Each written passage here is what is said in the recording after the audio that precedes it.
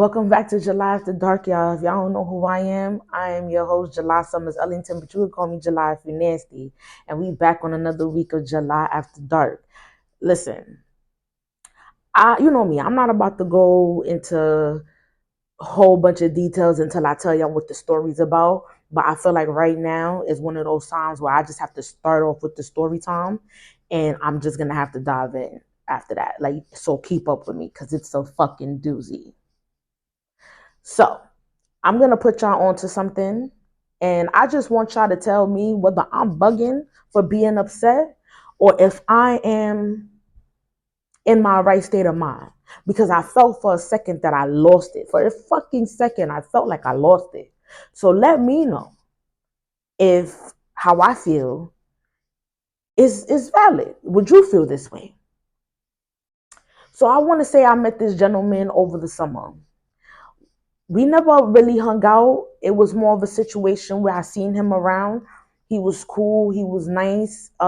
He was around. Like I said, I would always see him. I had a crush on his friend. His friend really wasn't catching the hints I was throwing, so he slid in.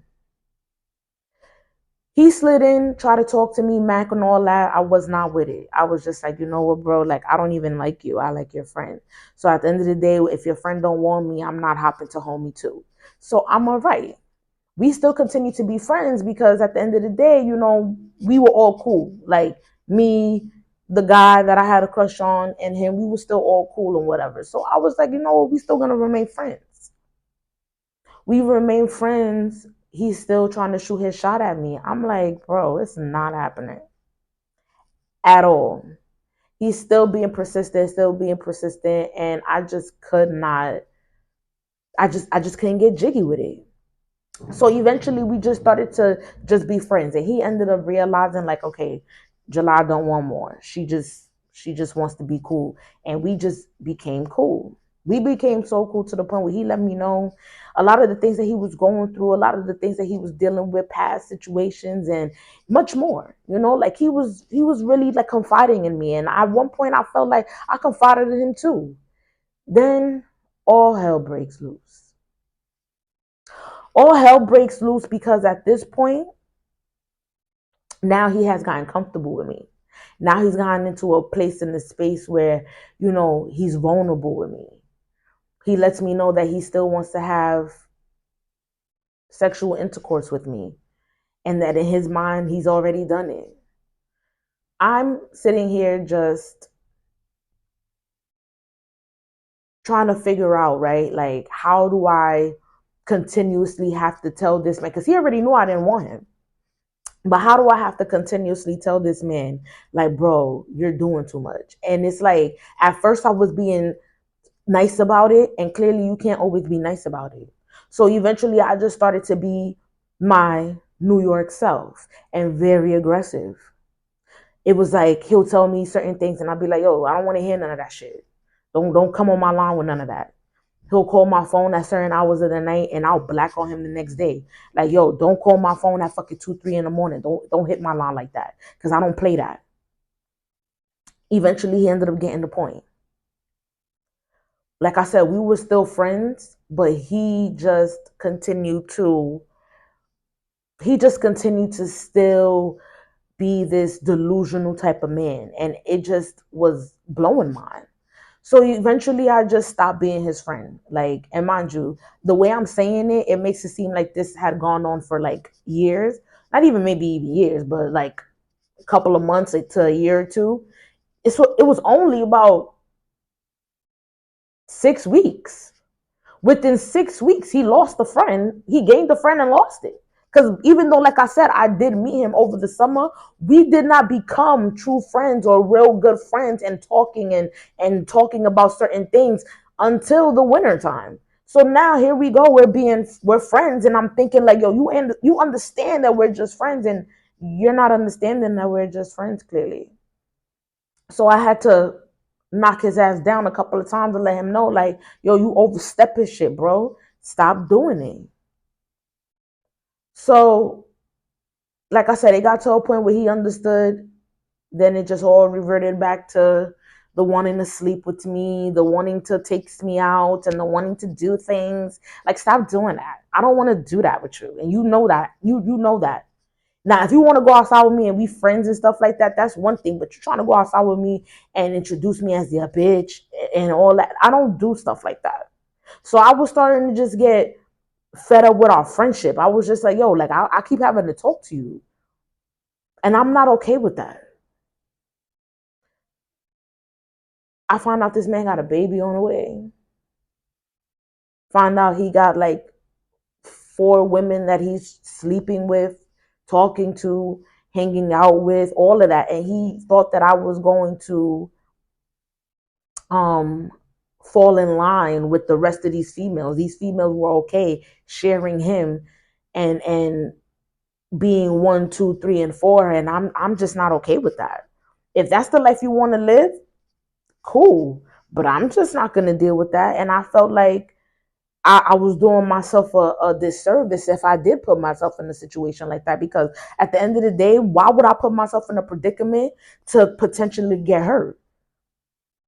Potentially get hurt and potentially get my feelings intertwined with something I shouldn't. You just never know.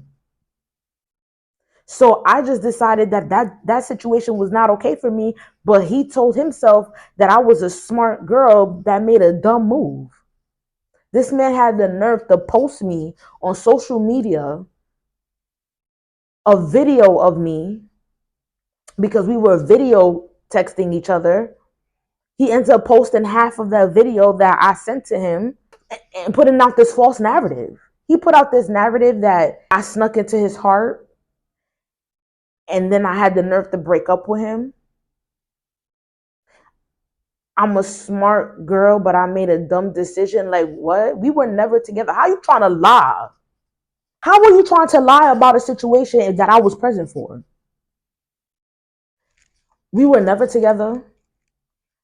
I haven't been in a relationship with a man in 4 years. My last relationship was in 2020. I have not been with anybody since then. So why would you think that that was okay to even sit here and post me on social media, right? You posted me without my consent. You posted something that was false. And then when you tried to address me about it, it was okay, okay, sorry, my bad. But what was false? What was false? What did I say that wasn't true? What did you say that wasn't true?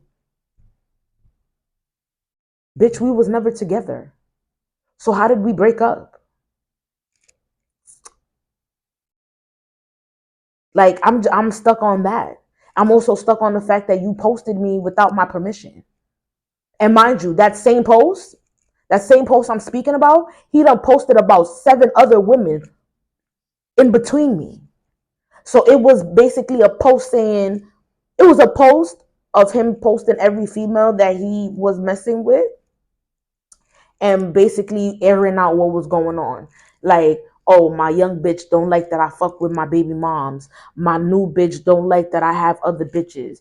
My other bitch done fucked with me. My other bitch, I loved her, but I don't fuck with her. And then here comes me. She snuck into my heart and broke up with me. And then is my baby mother. I'll love her forever. Literally, every slide was a different female. And you thought you could put me in that category? Okay. Okay. Yeah, I don't play that. I was not okay with that. And the fact that I had to have a conversation with this man and he did not take accountability for what he had done and how delusional he is, I had to let the conversation go completely. I had to take accountability of the fact that I became friends with a fucking moron. He was a fucking moron.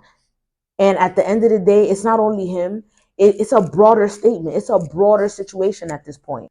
I have a healing soul. I have a healing mannerism in my body that attracts damaged ass people. And I'm about sick of that shit. I get it, God. I love it. I love the gift that you gave me, but there's always a gift. When there's a gift, there's a curse as well. And the curse that's coming with it is the fact that it's too many damaged people coming in my direction. I need you to understand and take acceptance of the fact that the situations you put yourself in has nothing to do with me. I can't save you anymore. I can't save anybody. And if I'm your friend, if you are my friend, you will not continuously put me in a situation where I have to continue to fucking save you. Save yourself, bro. Start saving yourself and start putting yourself in a position to not need anybody. It's okay to give yourself time and grace to get where you need to get to. Sometimes accepting the fact that what you're doing isn't right is it's harder than wanting to do something new. You're so scared of what's going on next, not realizing what you're doing now is what's killing you. We have to take heed of what we're doing. This is our lives. Nobody's going to come into our lives and save us as adequately as you would save yourself. Whatever anybody else is going to do for you from the outside, it's a plus. So when you put yourself in a predicament to not take accountability and not put your best foot forward, you're only cheating yourself, not anybody else. The more you're trying to convince me, the more I know you're not getting to the bag. You're not doing what you need to do. I'm not playing that game anymore with people. Either you're going to do what you need to do or you're going to move to the left so I can show you what I'm doing. Because at the end of the day, what you're doing for yourself is not keeping me afloat. What you eat don't make me shit. What you drink is not going to get me lit. So move on your own, do what you need to do, and I'm going to do the same thing. You're tuned into July After Dark, though. You're tuned into July After Dark, and you're tuned into the fact that we need to take accountability at our big ages, because I'm pretty sure nobody wants to deal with somebody who does not take accountability for their actions. I know I don't.